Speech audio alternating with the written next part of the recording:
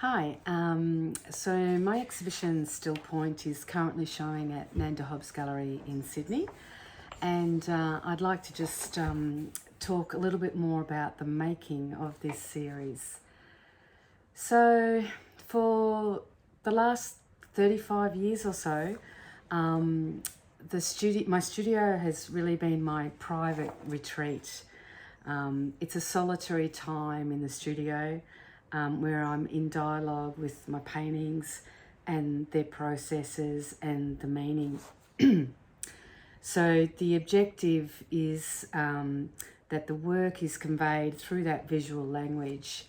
So it's really all about standing in front of the works and feeling your own response to the work. And for me, it's about my response when I'm making the works. But ideally, I hope that the viewers can get that opportunity to view the works up close and see their surface and experience the work in that way. But here's a bit sort of behind the scenes talking about the work. So just to set the scene, I'll talk about the environment where I live and how that's affected my work. So I'm living in southwest Victoria. It's mostly a dairy farming landscape. It's very windblown down here. We get the winds kind of straight off Antarctica. Warrnambool, the town where I live, it's right on the coast. So we have these incredible limestone, sandstone cliffs and surf beaches all around, going all the way down to near the 12 Apostles is where Warrnambool's located. So it's a very dramatic landscape. The winds, seasons, the ocean. And then the dairy farming landscapes are very windswept, and they have these cypress trees almost just like dotted throughout that almost look like sculptures. It's a more wintry climate here, and so that brings with it more moodiness and atmosphere. And this is all sort of generally translated into my work. So all of that sort of, landscape environment feeds into the work. We also get a lot of fogs and mists down here, so it can be quite dreamy. I grew up also on a dairy farm, and so, running around on the farm in the paddocks in all seasons and weather. It was a fairly isolated experience, and the landscape and the weather played a really important role. This has sort of informed how I view the world, and this was my starting point.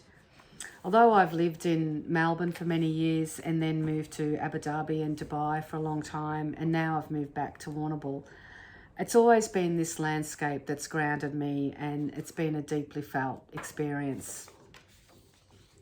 So how's all this sort of played out in the work? So mostly, for me, it's about the space and the light and the quiet and the stillness that being in the landscape can offer.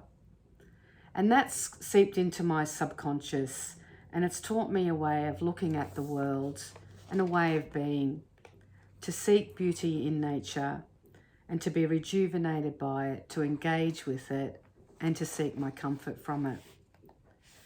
So it's all about from looking within and observing the natural world around me.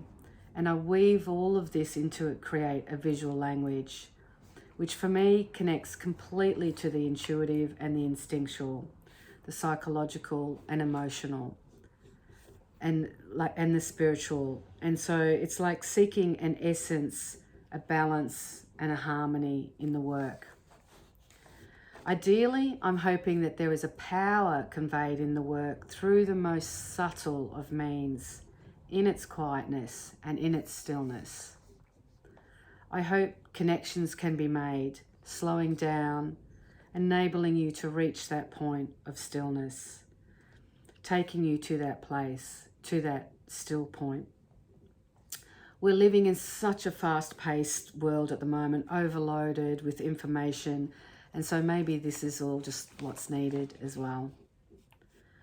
I've always been interested in reducing things to their essential, taking out the unnecessary, For me, this strengthens the power and the subtleties of the imagery and their meaning.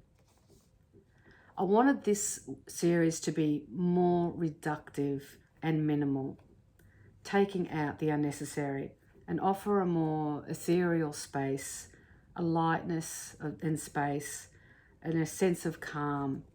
The whole less is more approach. The colours have been reduced to almost, monochromatic in a sense, or a limited and a subtle colour and tonal range. And really, I just work more tonally anyway. So the Still Point series came about with I had just a yearning for more slowing down, seeking the quiet and the space, having less sensory overload, less noise from the media and the hectic pace of life. The last few years, the pace of life has just increased to such a level that I just want to retreat more and more into my studio. It's a world that I'm happy in, and I'm happy just communicating in that visual language. Creating in the studio is a bit of a retreat from the world, but it's something that I need, and as much as I need to go out into nature and be nurtured, and also from the friendships of those around me. I feel it's an antidote that we can all benefit from. Slowing down, taking our time, finding peace, restfulness, beauty, being recharged, being reflective, and gaining insight. In the studio with my paintings, I could find that place, and I aim for the works to reveal a beauty and a depth. Also, taking your time, very important. Just slowing down, and there's a lot of time that's gone into the making of these works. So in coming to the series, I started thinking about it. I wanted the series to be really subtle and very quiet, and just pare it back even further than I had in my previous work. Initially, my ideas were to have this sort of monochromatic show, and I think that was influenced by my love of charcoal drawing. Generally, I work more tonally anyway, but I think my work is just moving further and further to just work more tonally. Recently, I was remembering how a couple of years ago, I stopped painting for a while, and at least a year. I spent a whole year just working on this charcoal series titled Rapture, which took really mostly minute details of from the natural world and blew them up into these really large-scale drawings. It was the most intense studio time I've ever had. Often I'd be working on a drawing 10 hours a day, every day for maybe 3 weeks on the one drawing. And I just became completely absorbed in the visual language process.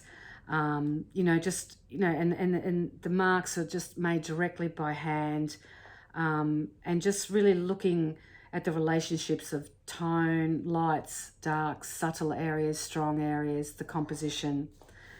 And then all those elements are woven together in a kind of a complex web of their own, to create an overall balance and harmony in the drawings, where your eye can take in the whole drawing, both the minute and detailed areas and the overall presence of the drawing.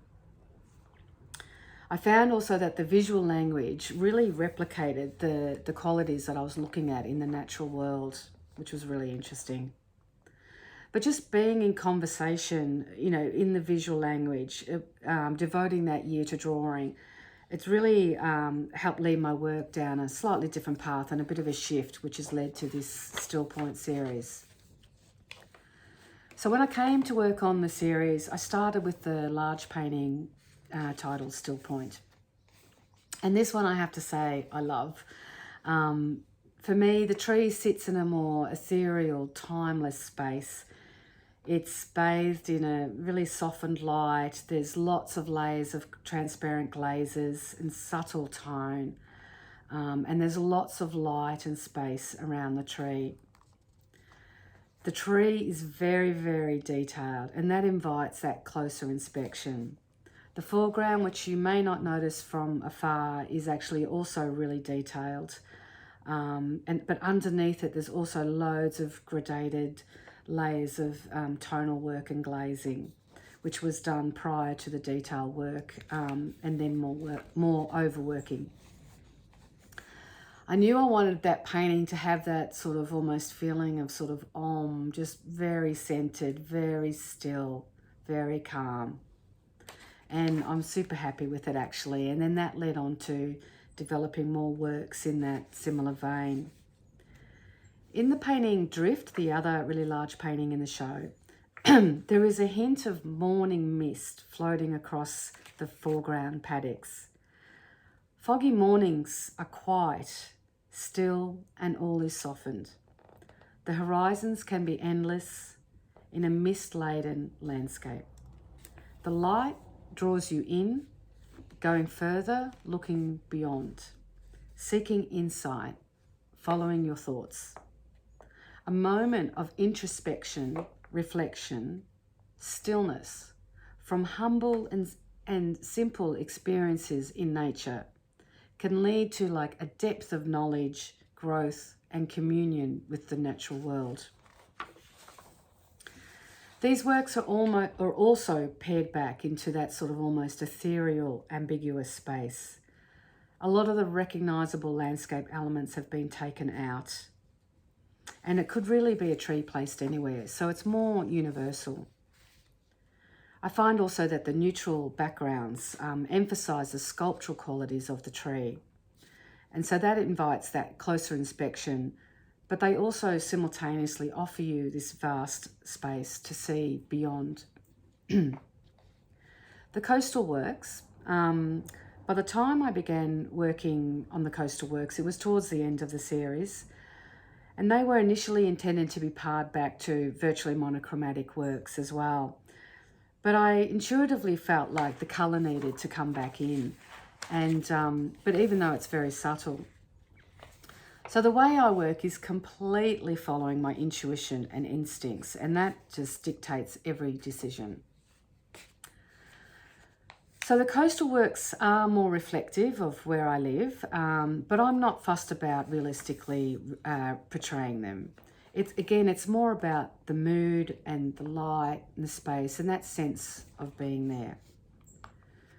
They reflect the environment where I live and my experiences and my inspiration. I'm forever, inspired by all my coastal and beach walks.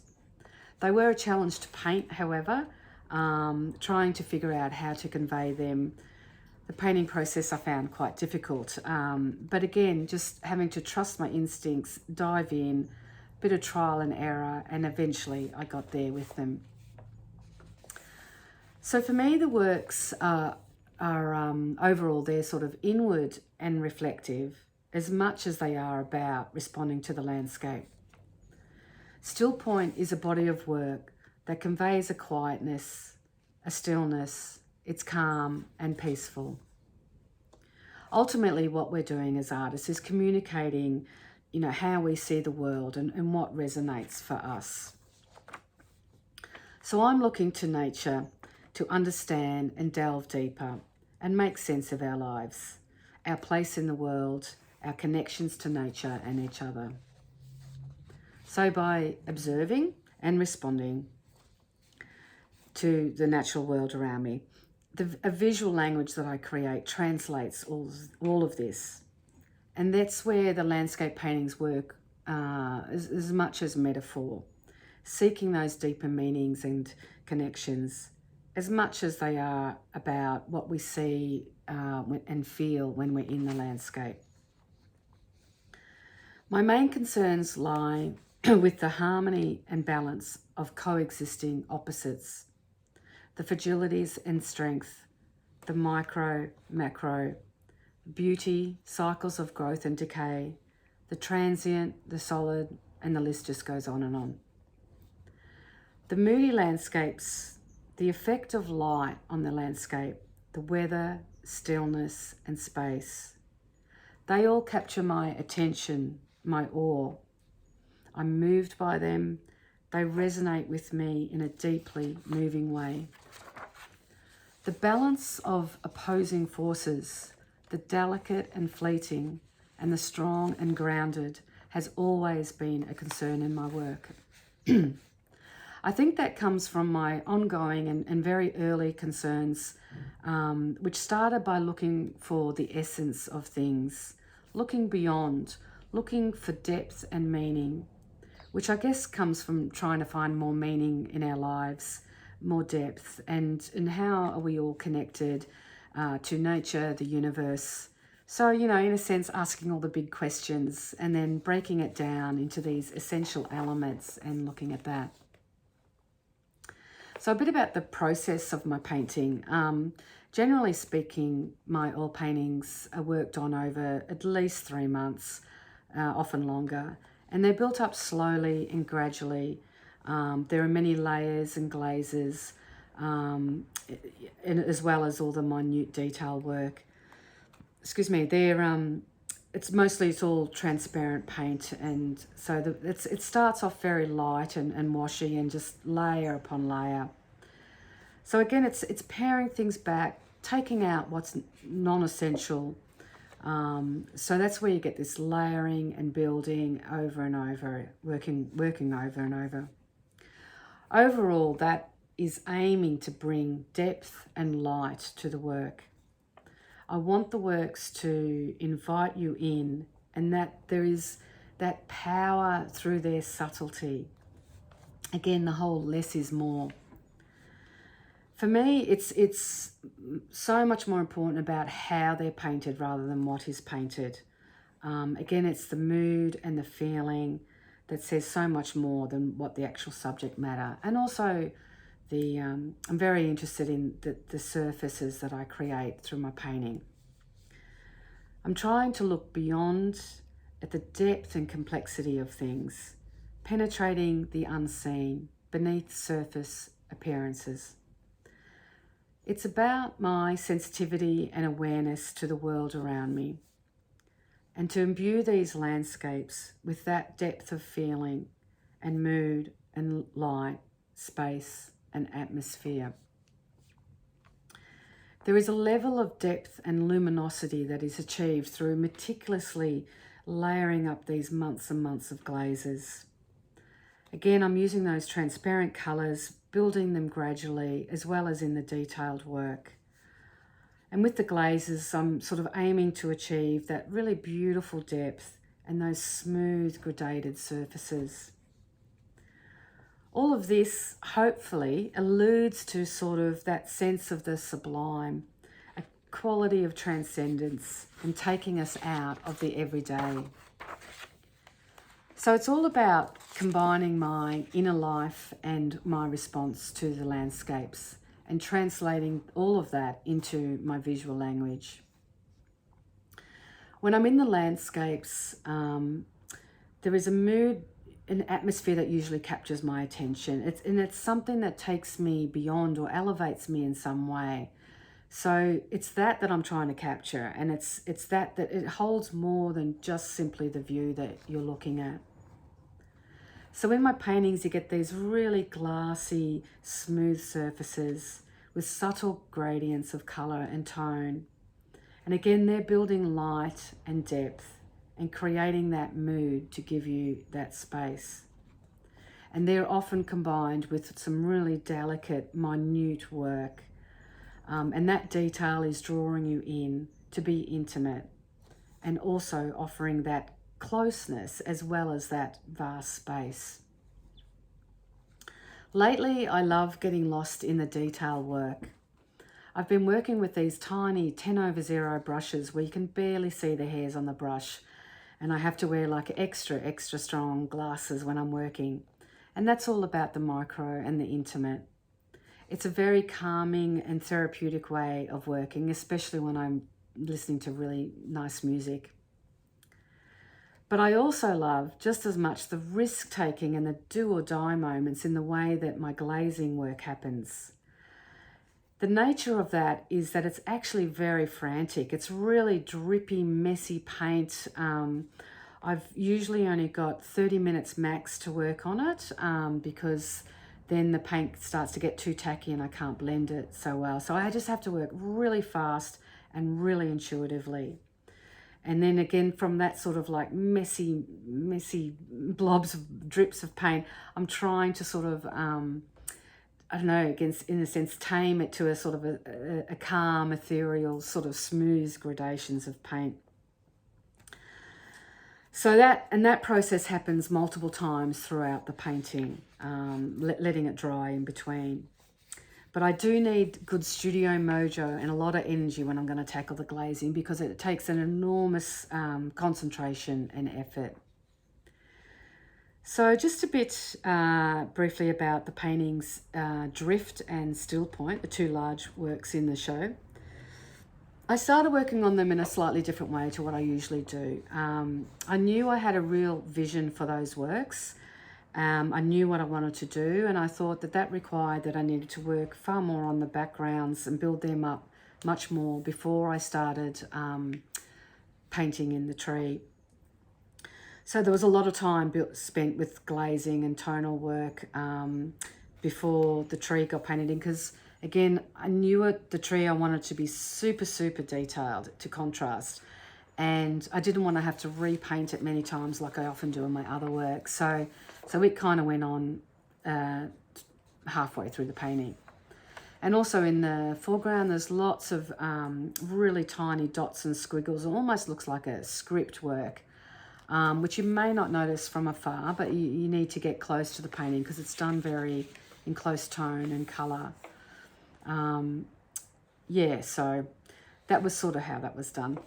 In paintings like Ascending and Pathway, I had done some smaller studies of them recently, about 30 centimetres square, and that's where I was using the 10/0 brush, like really tiny brush.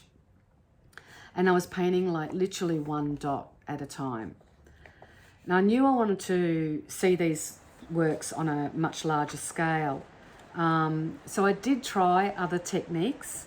And so those paintings have a lot of work underneath them where I tried, I don't know, scratching, textures, scumbling, all sorts of things, but nothing seemed to work. So in the end, I realised that I would need to do them with the whole one dot at a time effect. And so that was a matter of setting apart a long time in the studio where I could just work, maybe just for a week, just at a time, just doing the first layer and put on some good music and just get into it. But I was happy with it in the end. So just to summarise, as I've been saying, for many years my work's been concerned with understanding our human condition through observing and relating to the natural world. So example, looking at our own dualities of strength and fragilities, and how these same relationships play out in the natural world. The minute details and the intimacies contrasted and balanced with the strength and solidity found in nature. So in the works, you often see the juxtaposition of strength and fragility, the intimate and the distant, the fleeting and the solid, played out through the treatment of shadow and light, which is often bold or subtle, precise or ambiguous. I've always been drawn to the intricate and detailed beauty of the natural world, as well as the vast spaces, and wanting to explore that sort of the power of all of that through creating depth and tonal layers and the way the tree is placed within the landscape. Capturing light and atmosphere and mood is such an integral part of the work for me. I'm far more interested in the emotive use of light than in depicting a realistic landscape.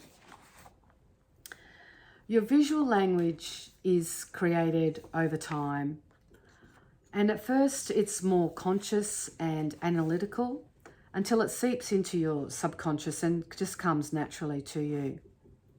But it has combined your inner concerns, your self-knowledge, and your outer responses to the world, and married all of that in a way which replicates it all. So there's juxtaposing the vast and the infinite spaces with the detailed trees, And overall, I'm just aiming to balance and unify that into a whole. I think the combination of the really delicate work and the space and light, they're in a sense inviting you in. There's an intimacy, but it also gives you a sense of the contemplative and the calm. My work has always, in a sense, had an aspect of the spiritual for me.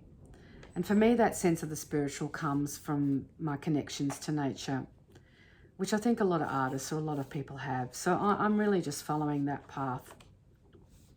For others, they may look at my work and purely see a landscape painting, which is completely fine. Or they may feel something, or they recognize some sort of connection, or it leads them to look more inwards, or just to notice more beauty in the natural world, and that's a good thing.